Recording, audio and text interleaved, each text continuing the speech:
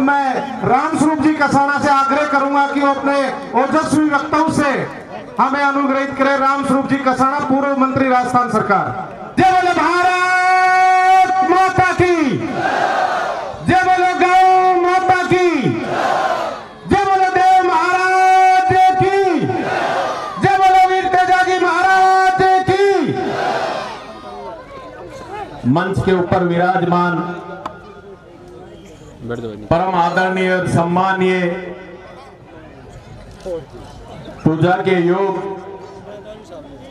सम्मान्य Shri doctor Rohitas जी शर्मा,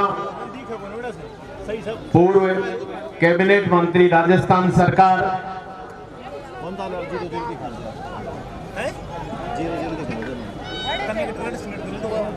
मंच पर विराजमान जनता दल यू के प्रदेश अध्यक्ष परम सम्मान्य और आदरणीय बड़े भाई रामनिवास जी यादव साहब, बैठ जा भाई। उनके साथ विराजमान पूर्व सरपंच परम आदरणीय सम्मानीय जयराम जी चंदेला साहब, पूर्व सरपंच और उप प्रधान प्रतिनिधित्व बांसुर से रतिराम जी, भाई महिपाल जी चंदेला और मेरे छोटे भाई अंकुर जी दाइमा। और नाम अभी आप सबके बीच में भाई पीसी रावत जी और जितने भी यादराम जी और जितने भी लोग हैं, सम्मानित मंच, धर्मपाल जी, आप सभी सम्मानित मंच को मेरा प्रणाम। अगर किसी का नाम छूट गया हो तो मैं क्षमा प्रार्थी हूं। मेरे सामने बैठे हुए परम आदरणीय सम्मानीय समस्त बुजुर्गों को रामस्वरूप कसाना की तरफ से पाउंड हो कर रहे हैं आप। और जहां तक मेरी आवाज जा रही है, मेरी मातृशक्ति को मेरा नमन। मेरे युवा साथियों को मेरी तरफ से प्यार भरा नमस्कार। आज सबसे पहले तो हम सब सौभाग्यशाली हैं कि हमें बलराम महाराज जी जैसे संतों का सौभाग्य मिला और उनके चरण स्पर्श करने का भाग्य मिला। मैं अपना आप को सौभाग्यशाली मानता हूं। मैं धन्यवाद देना चाहूंगा कोटपुतली और बांसुर की जनता को कि जिस प्रकार से नंद बाबा ने पूरे आर्यवर्त के अंदर गौ सेवा की जो अलख जगाई, उसी अलख को लेकर सम्मानीय बलराम जी महाराज जी ने जिस प्रकार का जो कार्यक्रम यहां आयोजित किया, और उनसे भी बड़ी बात कि बलराम जी महाराज के ऊपर विश्वास करने वाले मेरे परम आदरणीय सम्मानीय मेरे बुजुर्गों, नौजवान साथी और मेरी मातृशक्ति, कि हम सब ने इनके विश्वास के ऊपर आज इतनी बड़ी संख्या में आप सब लोग पधारे। मैं आपको बहुत बहुत बारंबार प्रणाम करता हूं। अभी मेरे से पहले परम आदरणीय सम्मानीय कर्नल राज्यवर्धन सिंह जी आप लोगों के बीच में आए और उन्होंने बहुत सी बातें आप लोगों को बताई। मैं अपनी ओर से और आप सबकी ओर से उनको धन्यवाद अर्पित करता हूं। धन्यवाद अर्पित इसलिए करता हूं कि आपने सिर्फ एक बार कहने के ऊपर, चाहे वो कितने भी विजय कार्यक्रम में हो, लेकिन फिर भी वो यहां आए, इसलिए उनको धन्यवाद अर्पित करना ये आपका भी दायित्व है और मेरा भी दायित्व है। और हम समझते हैं कि हम सदैव इस दायित्व का निर्वहन करें। मुझे बड़ा दुख हुआ कि एक तो वो सांसद है जिसको आपके सिर्फ एक बुलावे के ऊपर वो दौड़ा आपके बीच में चला है। कई मेरे साथी कह रहे थे कि सांसद साहब, तो आज आप लोगों के बीच में मैं बताना अपना दायित्व समझता हूं कि राजस्थान के अंदर कांग्रेस की सरकार है और कई बार स्थिति और परिस्थिति ऐसी होती है कि वो जो वादा करते उसको पूरा नहीं कर पाते। इसका उदाहरण आपको देना चाहूंगा कि कोटपुतली के अंदर केंद्रीय विद्यालय स्वीकृत करने के बाद भी आज तक राज्य सरकार ने कोटपुतली के अंदर जमीन आवंटित नहीं की ताकि कोटपुतली के बच्चे उसमें शिक्षा प्राप्त कर सके। इसलिए कई बार हमारे जो एमपी कहते हैं वो कर नहीं पाते। अभी आपकी जो पीड़ा थी कि हम आपकी बात से सहमत नहीं है, और खासतौर से कर्नल साहब तो फौजी ठहरे। फौजी बड़ा सच्चा होता है, जो भी बात कहनी होती है वो मुंह पर कह देता है। इसलिए मेरे साथियों, मैं आपको ये निवेदन करना चाहता हूं कि वो व्यक्ति वो है जो कहता है करता है। इसलिए कई बार हम लोग, और कई बार अपने गांव में फौजी नहीं आते, ये कहते हैं कि भाई मेंटल नहीं होते हो। हम लोग क्या करते हैं, जब उनको फौज के अंदर कोई आदेश मिलता है तो उस आदेश की तुरंत पालना होती है, और जब घर पर आकर कहते हैं थोड़ा पानी को गिलास पकड़ाऊं, तो उनको तुरंत रिएक्शन होता है, हम उस बात को अन्यथा लेते हैं।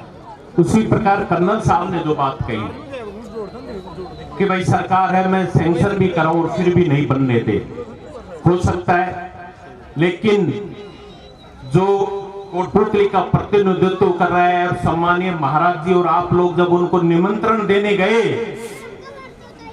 और जिस व्यक्ति ने ये कहा कि मैं ऐसे कार्यक्रम में जाना, अपना समय बर्बाद नहीं करना चाहता, ऐसे व्यक्ति के बारे में सोचने की आवश्यकता है आपको। ऐसे व्यक्ति जो कर्नल राज्यवर्धन कम से कम आप लोगों के बीच में आया, आपकी बात सुनी और जो भी समस्या का समाधान करने की बात कही उसके ऊपर आपको आश्वासन तो दिया। ऐसे व्यक्तियों को कई बार हम लोग कहते हैं, तो कई बार ऐसी भी स्थिति होती है, फिर व्यक्ति ये सोचते हैं कि वहां जाएंगे तो फिर ऐसी कोई बात नहीं। ये बात सही है कि गांव के अंदर बैठा हुआ ये किसान जिसको झूठ का पता नहीं, ये जो भी अपनी बात कहता है वो बड़ी तत्परता के साथ कहता है। मेरे भाई ने अभी बात कही, मैंने हाथ भी जोड़े, कोई बात नहीं। और हम लोग तो जानते भी हैं कि कर्नल साहब ने अगर कोई वादा किया है तो इतना विश्वास दिलाते हैं कि कर्नल साहब का पीछा करेंगे और ये रोड जरूर बनवाएंगे, चाहे कुछ भी हो और कैसी भी स्थिति और परिस्थिति हो।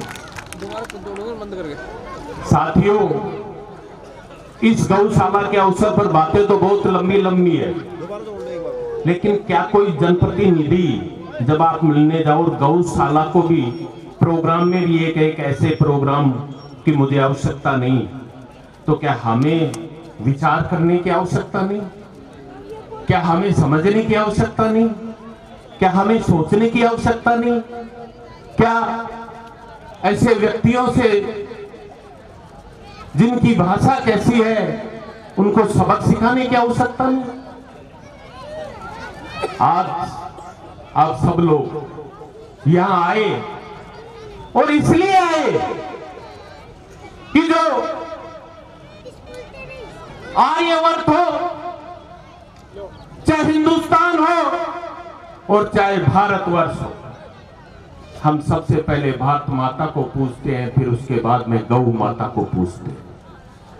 हमारी संस्कृति रही है, हमारी संस्कृति है कि अगर हमारे घर दुश्मन भी आता है तो हम उसको हाथ जोड़कर नमस्कार करते हैं और उसको पूजते हैं। ये भारतीय संस्कृति है जो गांव में बसती है। मैं धन्यवाद देना चाहूंगा सम्मानीय जयराम जी ठेकला को, इंदिरा जी रावत को और भाई सुगंधी कसाना को। किस लिए धन्यवाद दे रहा हूं? इसलिए धन्यवाद दे रहा हूं कि जब भी आप जिस भी प्रोग्राम में जाते हो, चार चांद तो लगाते हो, लेकिन उससे बड़ी बात मेरे युवा साथी जो इतनी दूर दराज तक खड़े हुए हैं उनको उस भारतीय संस्कृति के बारे में बताते हो ताकि हमारे ये नौजवान इस पाश्चात्य संस्कृति की चकाचौंध में इस भारतीय संस्कृति को ना भूल जाए, इसके लिए आपको प्रणाम करता हूं और आपको धन्यवाद अर्पित करता हूं। ये गौ माता वो गौ माता है, अगर एक घर में इसको बांधते भी हैं और इसका दूध भी पीते हैं तो हमारे बड़े बुजुर्ग कहते हैं कि 17 बीमारियां तो ऐसी, कैंसर जैसी बीमारी उस घर में प्रवेश नहीं करती। ये गौ माता का हमारे ऊपर आशीर्वाद है। साथियों, मेरे बुजुर्गों, आज भी मुझे याद है कि जब हम छोटे थे तो गांव के अंदर जब रोटी बनती और माँ रोटी बनाती और हम कहते जी रोटी दे, तो पहली कहती रुक जा, पहली रोटी गौ माता की, दूसरी रोटी कुत्ता की, और उसके बाद में हमें खाना मिलता था। कई लोग कहते हैं, जो खास तौर से मैं मेरे युवा साथियों से निवेदन करना चाहूंगा, उसका एक अपना महत्व था और आज भी है कि जब हमारे माता पिता पहली रोटी गौ माता को और दूसरी रोटी कुत्ते को डालते, उसका सबसे बड़ा उदाहरण आपको बीच में रखने जा रहा हूं साथियों। उसके सबसे बड़ा कारण होता है कि जो माता पिता ये रोटी गौ माता और कुत्ते को डालते हैं और गौ माता का कुत्ते का जो आवरण हमारे चारों तरफ फैलता है, और जब भी कोई बुरी शक्ति हम पे आक्रमण करना चाहती है तो सबसे पहले वो आवरण उसका सामना करता है, हमारी रक्षा करता है। हम कहीं भी रहो लेकिन वो दान दिया हुआ हमें, चाहे देश के किसी भी कोने में चले जाओ, हमारी रक्षा करता है। आज हमारे खास तौर से युवाओं से कहना चाहूंगा कि हम सब लोग जानते हैं कि जिस प्रकार से हम बुजुर्गों के चरण स्पर्श करते हैं और अंगूठों को छूकर जब सर पर लगाते हैं तो एक ऐसी शक्ति मिलती है जिससे हमें सकारात्मक ऊर्जा मिलती है, और वो सकारात्मक ऊर्जा हमें प्रेरित करती है अच्छे कार्य करने के लिए। हमें प्रेरित करती है कि जो जनता जिसने इतने प्यार और सम्मान के साथ हमें यहां बिताया है, ये जो मंच दिया है, हम इसकी लाज रख सके। आज हम सब लोग आपको ये विश्वास दिलाने आए हैं कि जब तक हम रहेंगे आपकी सेवा में तत्पर रहेंगे, आपकी सेवा करते रहेंगे और सदैव आपकी सेवा करते रहेंगे।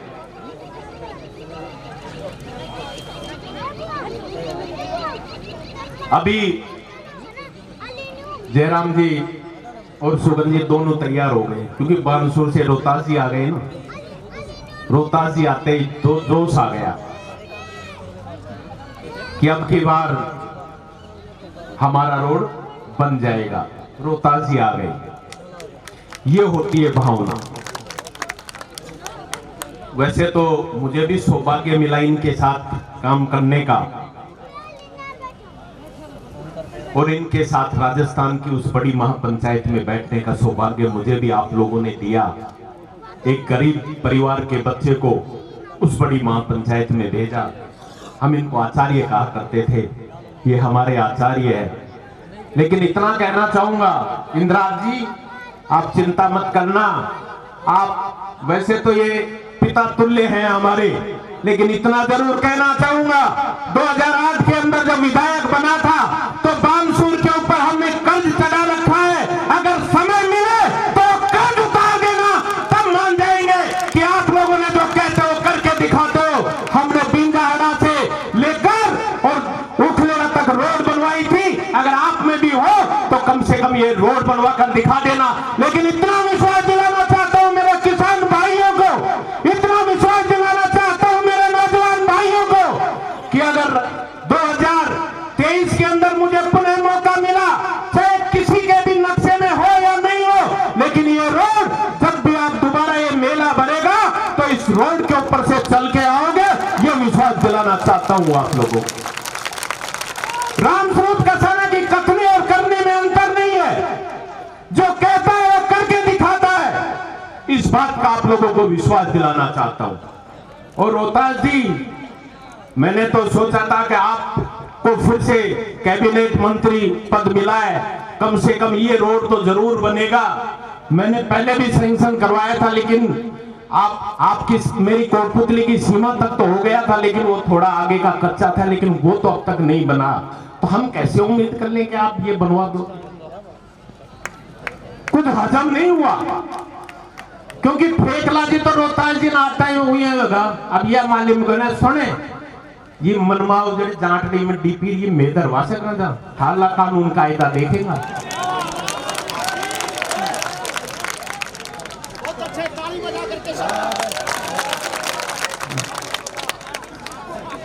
और जहां लाइट नहीं जाती, सुनो जयराम जी, जहां लाइट नहीं जाती वहां 11,000 की लाइन खिंचवाने वाले ये लोग आपके सामने खड़े हैं। ऐसे मत करना कि भाई 500 रुपया देखता है हाथ क्या रंग बदलो दो और फिर मौका मिलने दो। आपको विश्वास दिलाते एक रोड ही नहीं, चाहे लाइट की बात और कोई भी बात हो, गौशाला के अंदर चाहे पंजीकृत हो या नहीं हो, लेकिन इस गौशाला में जो आप लोग आदेश करोगे उस आदेश की पालना भी करेंगे, ये विश्वास भी आपको दिलाते। अब मैं एक दो बातों पर आपका ध्यान आकर्षित करना चाहूंगा। अभी तो मैं मेरे गुरु आचार्य के लिए कह रहा था, क्योंकि आचार्य जी बोलेंगे तब बोलेंगे जरूर, और मैंने कहा भी इसीलिए क्योंकि इनका बोलने का मौका मेरे बाद में आएगा।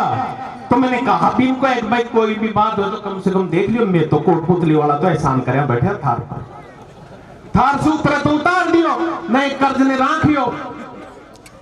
आज मैं आपका ध्यान आकर्षित करना चाहूंगा कि जो मेरे सामने बैठे हैं मेरे किसान भाई, वो जो मेरी मातृशक्ति,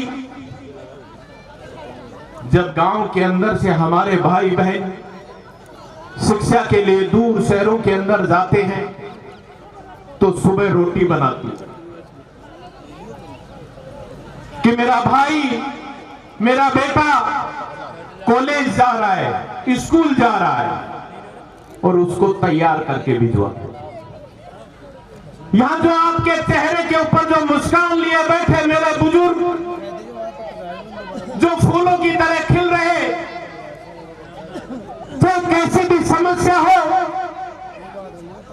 कितनी भी बड़ी विडंबना हो, लेकिन जब बेटा स्कूल की कॉलेज की फीस मांगता है, ट्यूशन की जब फीस मांगता है, चाहे इनके पास पैसे हो या नहीं हो, चाहे ये लोग अंगूठा लगाकर पैसे लाकर उसको समय पर पैसा देते हैं कि कहीं मेरे बेटे का ये स्कूल के अंदर, कॉलेज के अंदर किसी कोचिंग में जाता है तो कहीं नाम खराब नहीं हो और समय पर उसकी फीस जमा हो, इसके लिए अंगूठा तक लगा देते, फिर मुस्कुराते हुए आगे बढ़ते। मैं कहना चाहता हूं मेरा नौजवान साथियों, कभी उस फीस को देखना जिसमें सरसों के फूलों की महक आपको नजर आएगी या बाजरे की महक नजर आएगी। वो फीस, ये जो गरीब किसान अपनी जूती को गठवा कर भी पहनते हैं, चाहे उसको में कितने भी छेद हो, लेकिन आपकी फीस में कमी नहीं रखते। दायित्व बनता है आपका। लोग कहते हैं स्वर्ग में कौन जाएगा, नरक में कौन जाएगा। मैं आपको कहना चाहता हूं स्वर्ग नरक कहीं और नहीं है, इसी पृथ्वी के ऊपर है। जब गांव के अंदर किसान का बेटा जब नौकरी लग जाता है तो गांव में वो माता पिता उस बेटे को लेकर पूरे गांव में चक्कर लगाता है कि मुझे एक दो लोग पूछे क्या बात है मुकदम, आज बड़ा खुश नजर आ रहा है, तो मैं कहूं कि मेरा बेटा नौकरी लग गया और उसका सीना चौड़ा हो जाता है और उसको वहीं पर स्वर्ग मिल जाता है जब आप कामयाब हो जाते हैं। प्रत्येक माता पिता की इच्छा होती है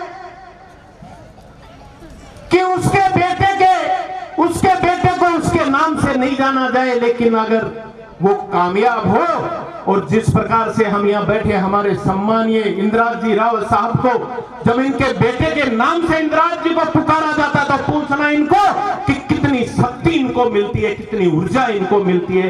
यही हमारे यहाँ स्वर्ग और नरक की परिभाषा है। और जो बेटा बेटी माता पिता की अच्छी सेवा नहीं करे और उनकी देखभाल नहीं करे, पर पड़ोसी कहते यार तेरो छोरो कैसे हो तो नरक ही मिलोगे, फिर ये कहीं और जाने की आवश्यकता नहीं है। आज मुझे याद आता है कर्नल साहब कहा करते थे कि मैं चाहता हूं कि मेरे समाज की बेटी भी किसी कलेक्टर की कुर्सी पर बैठे और कभी मैं जाऊं तो मुझे वो बेटी बुलाकर कहे बाबा आजा, मैं तुम्हें चाय पिलाती हूं। आज वो सपना साकार होने जा रहा है। मेरे नौजवान साथियों, मेरे बुजुर्गों, जागो और अपनी शक्ति पहचानो। जिस प्रकार से पिछले कुछ समय से राजस्थान की सरकार जो बैसाखियों पर पड़ी हुई 22 बार पेपर लीक होना, वो लोग नहीं चाहते कि किसान के बेटों को नौकरी मिले। वो लोग पहले पेपर कौन खरीदता है? 50-50 लाख 1-1 करोड़ रुपए में जब पेपर बिक रहे हैं तो आप और हम तो खरीद नहीं सकते। इसलिए आपको रोकने के लिए हर बार पेपर लीक करने का काम ये राजस्थान की सरकार कर रही है। और ऐसी सरकार जो निकम्मी और नकारा है, ऐसी सरकार इस राजस्थान में, पूरे राजस्थान के अंदर कानून नाम की कोई चीज नहीं। कुछ साथी तो कोटपुतली में कहा करते थे कि रामराज आ गया रामराज। कैसा रामराज आ गया? आए दिन गोलियां चलना, डकैतियां होना और फिर फायरिंग की तो आम बात हो गई। हम सबको समझने की आवश्यकता है, सोचने की आवश्यकता है। और खास तौर से मैं आप लोगों से एक निवेदन जरूर करना चाहूंगा कि कुछ हो या नहीं हो, लेकिन अपने बेटा और बेटी को स्कूल में भेजें। ये जो सरकार, हमने पिछली बार हर व्यक्ति की उस व्यक्ति की बड़ाई करते हैं जो अच्छा काम करता है। हमने कर्नल साहब को धन्यवाद अर्पित किया, इस बात के लिए किया कि उन्होंने पुतली कट और बांसुर कट बनवाया ताकि आप लोग आ जा सको। उसके लिए उनको धन्यवाद अर्पित किया। हमें गुरेज नहीं है ऐसी। अगर कोई भी व्यक्ति अच्छा काम करेगा तो हम उनको धन्यवाद अर्पित करेंगे। और हमारा ये कर्तव्य भी है। एक कर्तव्य, हमारा सबसे बड़ा कर्तव्य यह भी है कि जहां भी कोई भी व्यक्ति जब आता है तो उसका मान और सम्मान हम सब लोग सदैव की भांति करते रहे। मैं तो इतना कहना चाहता हूं साथियों, हमने जब भारत सरकार ने शॉर्ट करना, चलो शॉर्ट फिर अपने, मैं आप सभी को मेरी ओर से बहुत बहुत धन्यवाद। जय जवान जय किसान।